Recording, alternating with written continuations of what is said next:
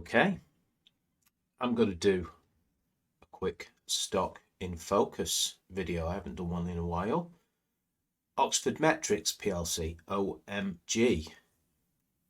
So, monthly chart. Let's just go through the price action. We're in a pretty large base here. Let's have a look at the volume footprint. Let's go back to the last time it broke out, actually, back in 2017. This volume footprint in the right side of this base. Also here, you know, and even the left side, this punching volume here, it closed back on the lows. Distribution came in, and then the bulls took over again, didn't they, and held this stock up. So this is a monthly. So let's see what we see in this current base.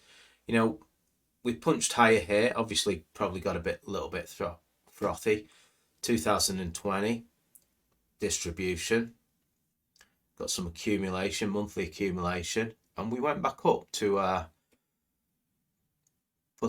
what they call in the game a double top. So, you know, that puts a defined line in the sand for us to key off.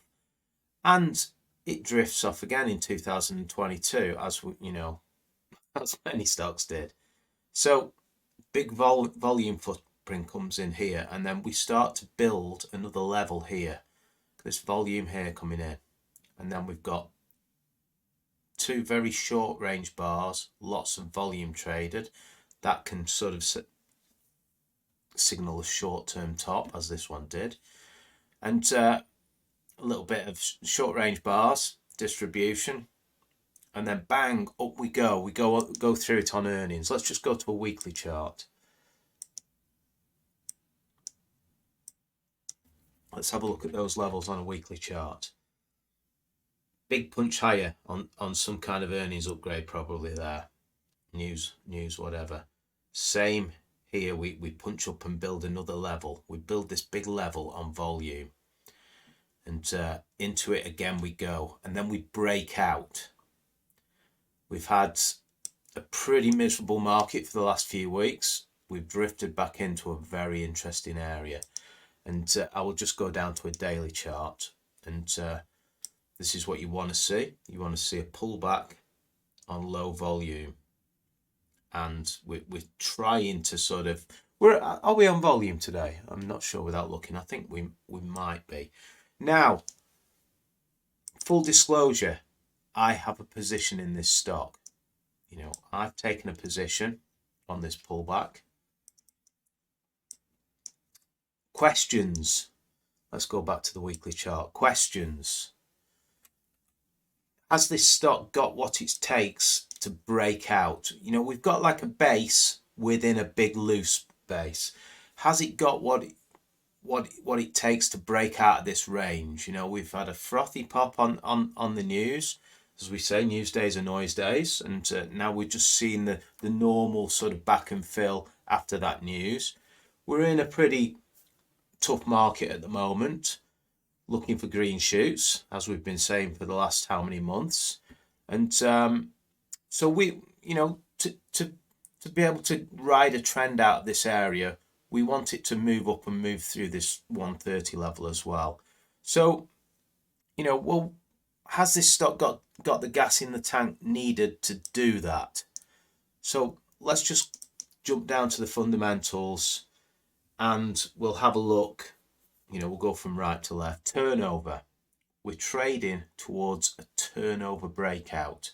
So that means that the forward turnover is more, you know, than all the year-on-year turnover, what's built this range. So the turnover is breaking out of a range. That, you know, we've got a forecast full year profit breaking out of a range, and obviously the earnings per share is going to be breaking out of a 1, 2, 3, 4, 5, 6 year range on the back of that. So is that the gas in the tank needed to break out of this base? Well, in my world, yes, but you know, as we know, anything can hit the tape. You know, I'm just going to bring it over to those quarter on quarter. So we've got on the quarter on quarter or half on half posted results. I'll have to go to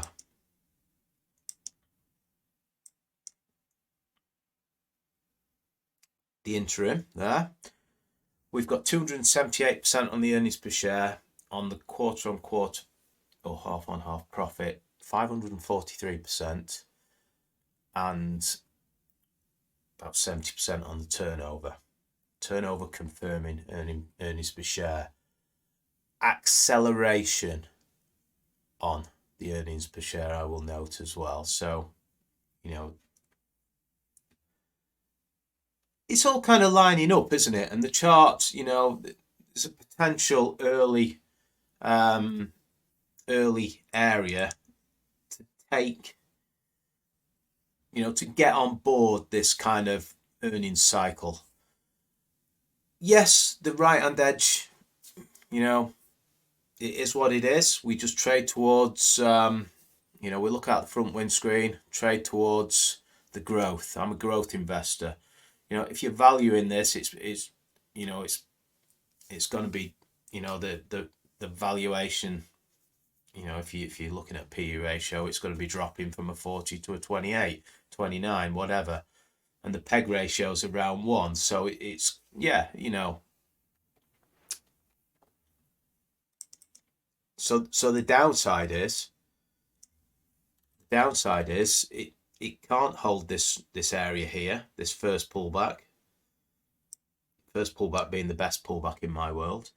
This is 52-week highs as well, so you can see how long it's been going in this this range. So if it doesn't hold this pullback, where are you going to be wrong? I'll just throw something else into the mix. You know, dynamic support here, and we've got round number support of £1 there as well. So we've got, this is, it just builds a case on being an interesting level, doesn't it? Where are you going to be wrong? Well, you know, it should not go anywhere near 52-week lows. It shouldn't really go below this 90 low here. Yes, the market could throw volatility into the best of stocks. We always trade, you know, we always have that, the market risk. But, you know, take my brain out, look at the pitch in front of me. I have a position, you know, I state my case. Do your own research. Be interesting to know what you think about this stock. You know, I'm a growth investor, so I kind of bullheadedly trade towards growth in a trend following, sort of stubborn trend following methodology. If you like these videos, just hit the like and subscribe button, and you know, I will drop more in the future.